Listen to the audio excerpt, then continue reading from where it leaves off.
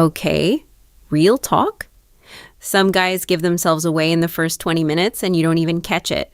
It's not his tone, and this isn't about that whole watch the tone before the explosion thing you've probably already seen. This is quieter than that. It's 3 sentences he says about his ex, totally calm, totally normal sounding, and they already tell you exactly how this is going to end. Today, I'm breaking down what those 3 sentences are, why they matter more than you think, and exactly what to say back. So you're not the one finding out the hard way 6 months from now. I've heard this same story from so many women, it's honestly wild. Sweet guy, easy first date, 0 drama at all, nothing that waves a flag. Then months later, everything falls apart. And when they look back, the warning was sitting right there, on date 1, in the way he talked about his ex. Not what happened in the breakup, not the details, just how he told the story. That's the part almost nobody clocks in the moment. And it's the part I want you paying attention to from now on. So here's exactly what we're doing today. First, the 3 sentences, basically word for word, that come up on date 1 with a guy like this. Second, why each one matters way more than it sounds, because on the surface, they honestly sound pretty normal.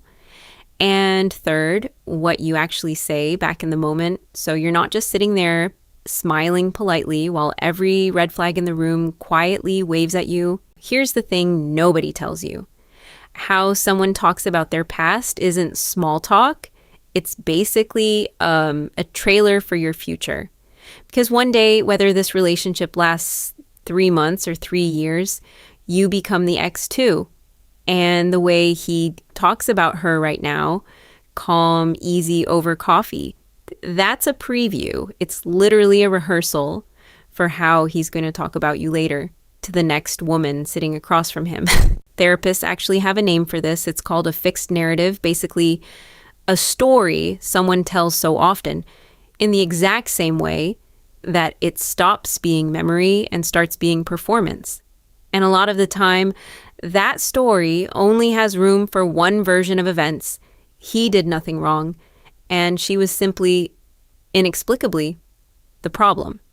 If a guy already has that story locked in on your first date, that's not something that gets better once he falls for you. If anything, it just gets more convincing. Okay, quick thing before we get into the actual sentences, because you're going to want this. Save this video right now, not later, and screenshot the list if you have to. Because the next time you're sitting across from someone new, you want this playing in the back of your head, not buried in your watch history from 3 weeks ago. All right, sentence number 1, he says it so casually, you might even laugh along. She was just crazy, honestly. Kind of unstable, if I'm being real. That's the whole explanation. No context, no story. Just the label, delivered with a little shrug. Here's why that lands wrong. A one-word verdict skips the entire story. There's no, we grew apart. No, honestly, I wasn't great to her either. Not even one real detail about what happened. Just crazy, unstable, done. And when someone's whole explanation for an entire relationship fits in 4 words, ask yourself why. Usually it's because the real story doesn't make him look very good. And crazy is just faster than honest. A guy who's actually done the work can tell you what went wrong, including his part in it. But this guy can't or won't. Sentence number 2 sounds almost healthy, which is exactly why it works so well. I don't really talk about my past. I like to focus on the now. Say that out loud. Doesn't it sound kind of mature, even kind of secure? That's the trick. But here's the difference nobody points out. There's a version of this that's real, someone who's actually processed his past and just doesn't need to relive it out loud. And then there's the version that's just avoidance, wearing a nicer outfit. Here's how you tell them apart. The healed version can still answer a direct question, calmly, if you ask one, but the avoidant version deflects every time, no matter how gently you ask. Try it once, Ask him what he learned from his last relationship and just watch whether you get an actual answer or another smooth exit. And here's the third one, the big one, the one I really want you catching early. Every girlfriend I've ever had ended up cheating on me or just going crazy on me, honestly. Every single one. Every single one. Say that phrase back to yourself slowly.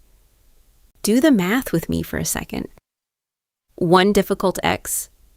Sure, that happens to plenty of genuinely good people. It's normal. But every ex across years, across multiple relationships, and somehow he's the victim in every single story, that's not bad luck anymore. That's a pattern. And patterns aren't random. They're caused by something. Usually, that something is sitting right across the table from you, ordering a second coffee. And here's the part that should really sit with you. If the story stays the same with every woman, eventually you become the next chapter in that exact same story.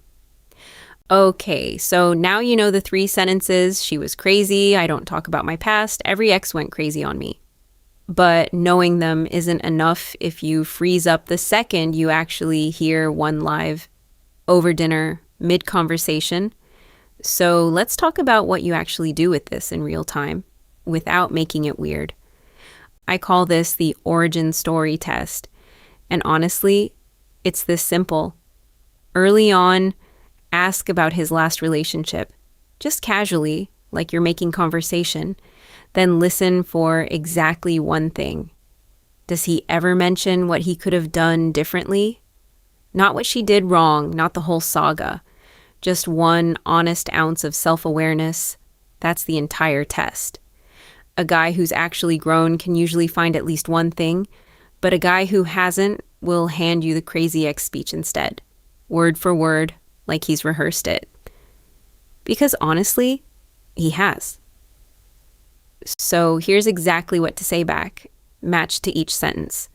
When you hear she was crazy, you ask gently, what do you think that was actually about? And then you just wait, let the silence do some work.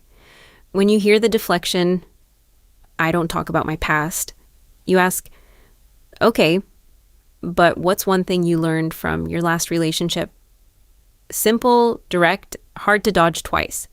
And when you hear the big one, every ex went crazy on him. You don't accuse, you don't argue, you just say it plainly. Huh? That's a real pattern. Wonder what's causing that.